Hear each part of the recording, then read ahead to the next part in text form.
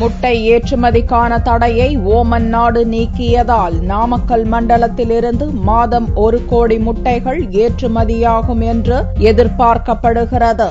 தமிழகத்தில் முட்டை உற்பத்தி கேந்திரமாக விளங்கும் நாமக்கல் மாவட்டத்தில் 1500க்கும் மேற்பட்ட கோழி பண்ணைகள் உள்ளன.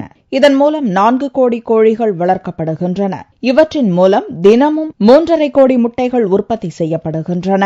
மொத்த உற்பத்தியில் நாள் ஒன்றுக்கு 40% முட்டைகள் கேரளாவிற்கும், 25 லட்சம் முட்டைகள் பக்ரைன், ஓமன், ஆப்கானிஸ்தான் உள்ளிட்ட வெளிநாடுகளுக்கும் ஏற்றுமதி செய்யப்படுகின்றன.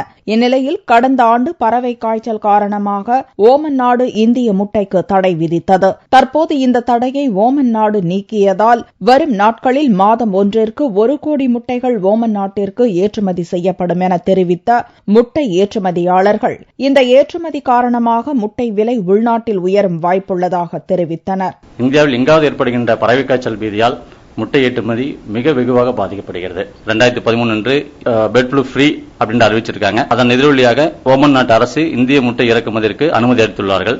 நடப்பு மாதத்தில் சுமார் 1 கோடி முட்டைகள் ஓமன் நாட்டுக்கு முட்டை ஏற்றுமதி ஆகிக் கொண்டிருக்கிறது. வரும் காலங்களில் இதற்கான ஏற்றுமதி வாய்ப்பு மிக பிரகாசமாக உள்ளது.